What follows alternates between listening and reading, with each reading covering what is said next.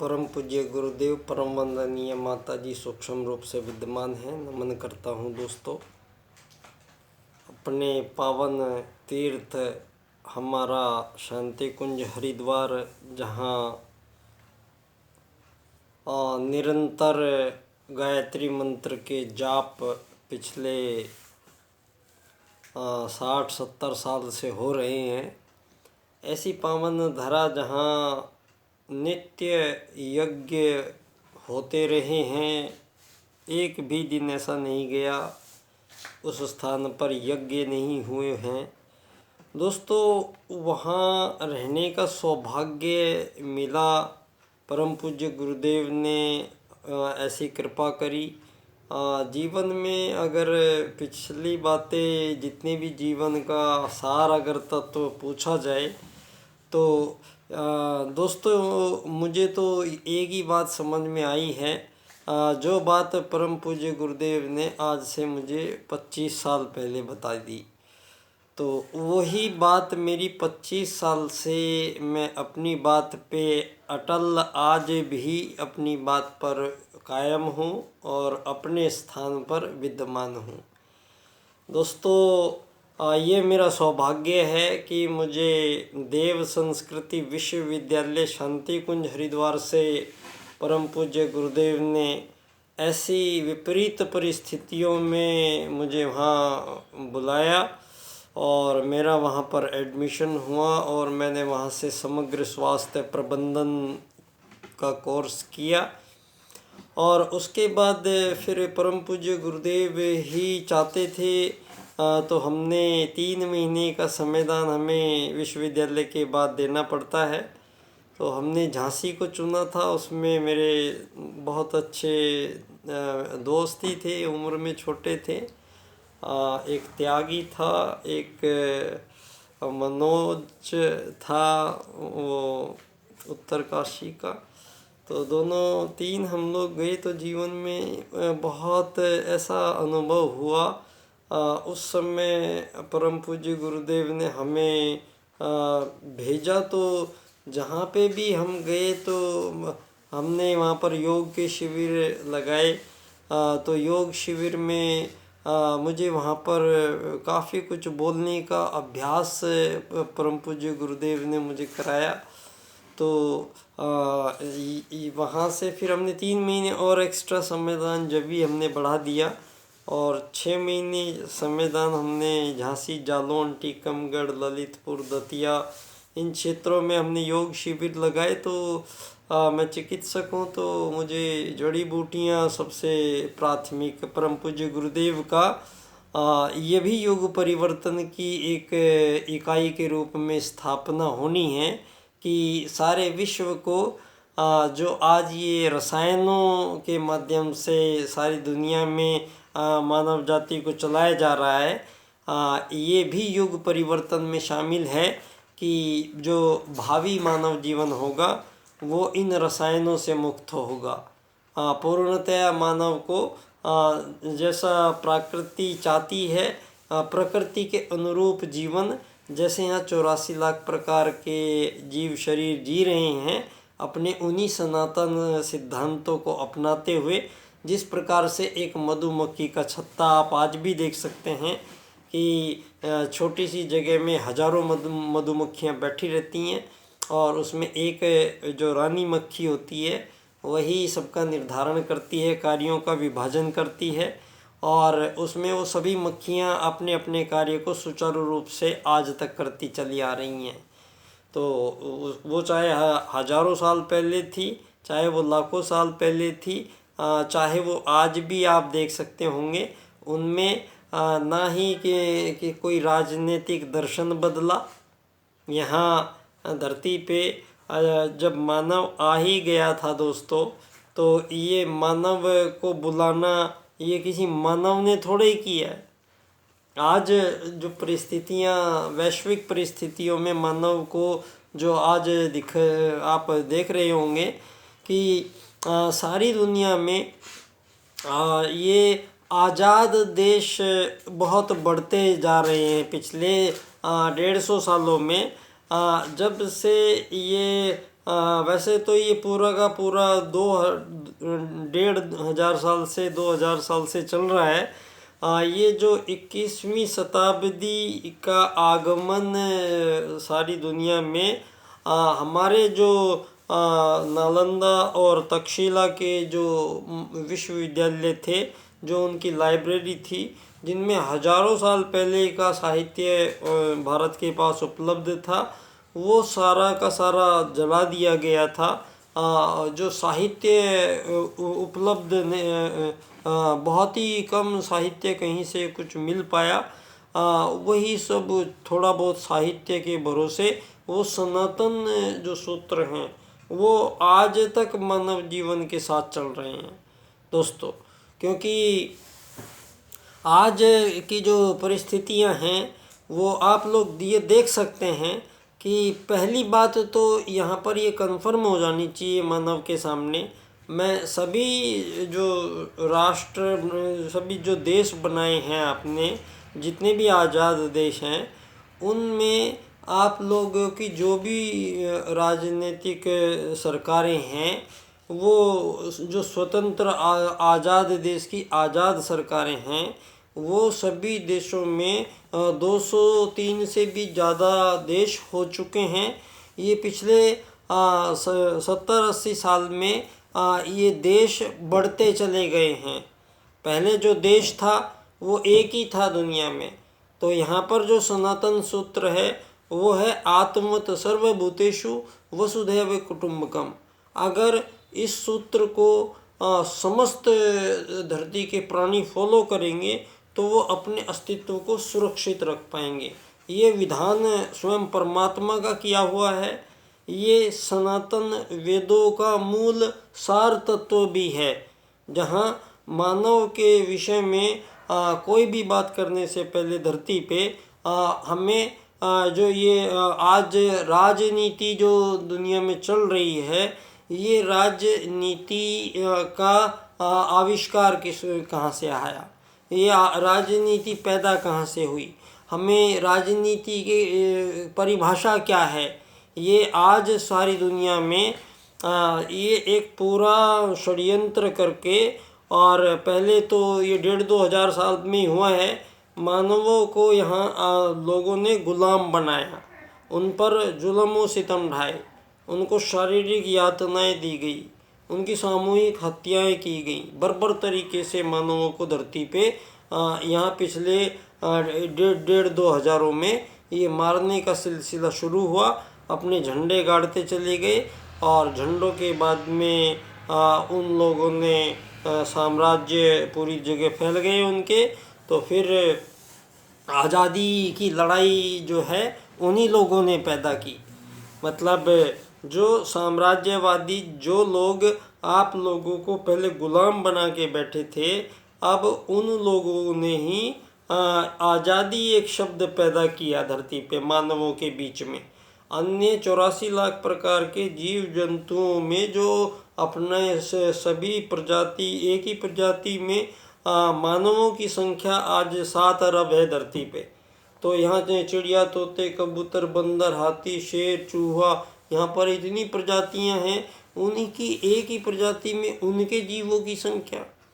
तो धरती पे 84 लाख प्रकार के जीवों की संपूर्ण संख्या का अनुमान लगा के आप देखें तो यहाँ पर वेद के सनातन सूत्रों से ही समस्त, चाहे वो छोटा सा एक ना दिखाई देने वाला, चाहे एक बैक्टीरिया है, चाहे वो एक चिड़ियाओं का झुंड है, चाहे वो कबूतरों का झुंड है, चाहे वो मधुमक्खियों का झुंड है, ये सभी जीव इनकी जो आत्मा तो सब में परमात्मा का जो अंशज आत्मा है, आत्मत सर्वभूतेषु। यहाँ से धरती पे मानव के लिए सबसे पहला जो सूत्र रचा गया है, उस सूत्र को सारी दुनिया को समझना सबसे पहले आवश्यक है। आज जो ये परम पूज्य गुरुदेव जो आज इस सारी दुनिया का युग परिवर्तन होने जा रहा है दोस्तों, ये हम बड़े सौभाग्यशाली हैं कि हमारे बीच में स्वयं महाकाल धरती पे आते हैं, हमारे बीच में रहते हैं, सारे आध्यात्मिक प्रयोग की इस शरीर को हम इस शरीर के माध्यम से हम क्या कर सकते हैं। ये दोस्तों हमारे समस्त ऋषि मुनि प्रारंभ काल में जब सतयुग में आए तो ना कोई राजा, ना कोई प्रजा, ना कोई दंड, ना कोई दांडिक, और वह लाखों साल का वो सतयुग था जो इस बात को सारा पश्चिम और सारी दुनिया नकारती थी।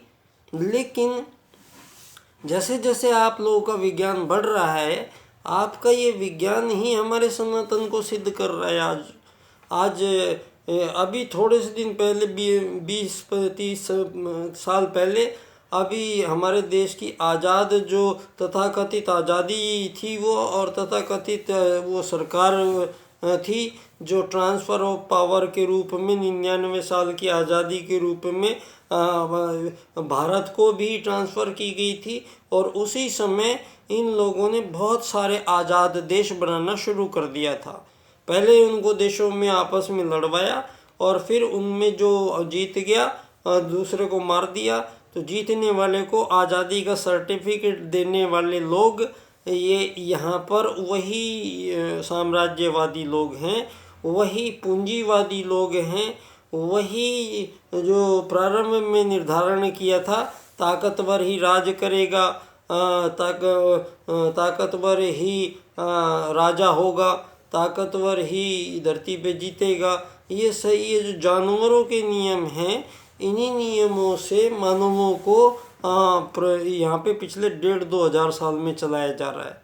और जबकि ये बात साबित हो चुकी है आज सारी दुनिया के सामने कि यहाँ पर 4,500 साल 5,000 साल पहले भगवान श्री राम भारत में आए थे और उन्होंने वो जो पुल बनाया था श्रीलंका में जाने के लिए, राम सेतु, वो पुल आज भी ऐसे के ऐसे ही नीचे पानी में दफन है।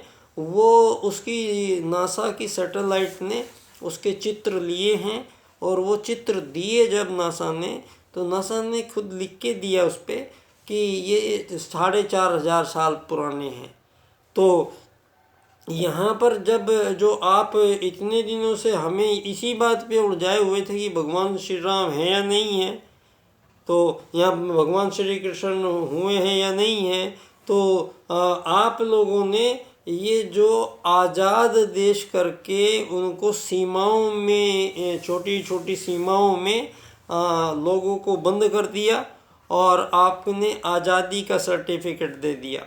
अब सारी दुनिया में आपने हथियारों की, क्योंकि आप ही का आपूर्ति है सारी, क्योंकि आप लोगों का जो धन है वो हमेशा हम लोगों से 70-80 गुना ज़्यादा रहता है। मतलब आपकी जो ये पूंजीवाद का जन्म आपने किया है, ये पूंजीवाद को दीनदयाल उपाध्याय जी स्पष्ट रूप से अर्थायाम में समझाते हैं। आज तक ये मुद्दा किसी ने छुआ नहीं था, लेकिन पहली बार ये दुनिया में होने जा रहा है दोस्तों, क्योंकि युग परिवर्तन होना है। तो युग परिवर्तन होना है तो युग में फिर ये अमीर है बन के घूम रही है दुनिया, ये गरीब बन के घूम रही है, ये मालिक बन के घूम रहा है, कोई नौकर बन के घूम रहा है। ये सारी दुनिया का मूल लक्ष्य धरती को खरीदना बेचना है। यहाँ धरती खरीदने बेचने के लिए मानव के पास कोई सर्टिफिकेट नहीं है, उसकी औकात नहीं है। मानव ही यहाँ अकेला जीव नहीं है, मानव से भी श्रेष्ठ यहाँ पे जीव मौजूद हैं। 84 लाख प्रकार के जीव जंतु हैं, उन सभी का भी अधिकार बराबर रूप से मानव का भी बनता है। जैसे जहाँ भी न्याय व्यवस्था जो हो रही है धरती पे, तो ये सवाल एकदम वाजिब आता है कि मानव ने जो जीवों को मार के और खाना शुरू किया है, तो ये तो बिल्कुल ईश्वर के विरुद्ध है। ये तो क्योंकि मानव तो सर्वश्रेष्ठ जीव है, तो सर्वश्रेष्ठ इसलिए क्योंकि उसका लक्ष्य सर्वश्रेष्ठ है। सारे जीवों का लक्ष्य क्या है भाई? खाना है, पानी पीना है, सोना है, बच्चे पैदा करना है और अपना समय गुजारना है। तो 84 लाख प्रकार के जीवों में मानव शरीर सर्वश्रेष्ठ माना गया है। क्यों मानव शरीर इसलिए सर्वश्रेष्ठ माना गया है? क्योंकि मानव यहाँ धरती पे बड़े मुश्किल से आ पाता है और उसको ये समझने के लिए आता है कि वो जानता है कि परमात्मा है। हम धरती पे पैदा हुए 7 अरब लोग पर्सनली ये बात सब मानेंगे कि हाँ, कोई एक सत्ता है जो हमसे जुड़ी हुई है, जो हमारे साथ जुड़ी हुई है, लिंक है जिसका हमसे, ऐसी कोई परम सत्ता परमात्मा है। लेकिन यहाँ धर्मों के जो धर्म अर्थ काम मोक्ष धरती पे दोस्तों सतयुग के बाद में जब पहली बार राजनीति की स्थापना धरती पे भारत ने विश्व को दी, तो उस टाइम प्रथम जो राजनीति बनाई गई, वो राजनीति की परिभाषा आप लोग अच्छी तरह से समझ लीजिएगा। आप लोग राजनीति की परिभाषा नहीं बता पाते हैं। तो दोस्तों 3 प्रकार के चुनाव वहाँ पहली बार मानवों के बीच में हुए। पहला चुनाव मानवों के बीच में हुआ कि धर्म या अधर्म। भाई मानव सर्वश्रेष्ठ है, धारण करेगा तो धारण करेगा, धर्म का धारण करेगा मानव। तो दीनदयाल उपाध्याय जी यहीं पर प्रश्न करते हैं कि कौन क्या धारण करेगा। भाई धर्म का धारण करेगा मानव, ये आपने कह दिया है, लेकिन कौन क्या करेगा।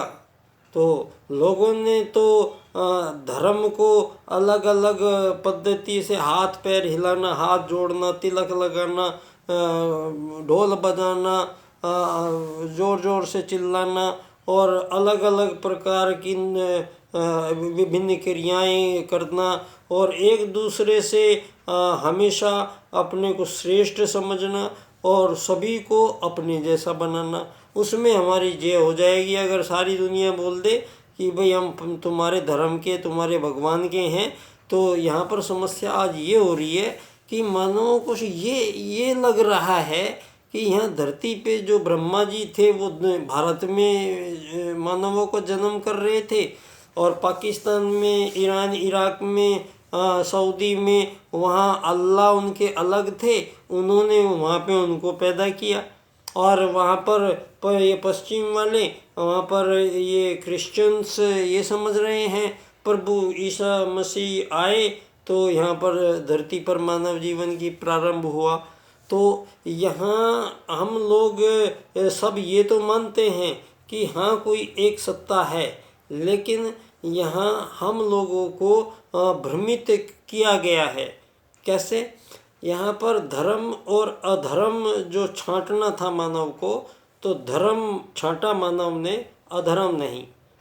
दूसरा मानवों को चुनाव करना था कि आपको राजकता चाहिए या अराजकता चाहिए। अराजकता में सब अस्त व्यस्त, तो मानवों ने कहा भाई हमें राजकता चाहिए, सब कुछ सिस्टमेटिक होना चाहिए। फिर नीति या अनीति, पॉलिसी है, कुछ रूल्स एंड रेगुलेशन है या बिना रूल्स एंड रेगुलेशन ही चलेंगे? तो नहीं साहब, नीति से चलेंगे। तो नीति धर्म आधारित राजकता की नीति, ये राजनीति का जो अर्थ है।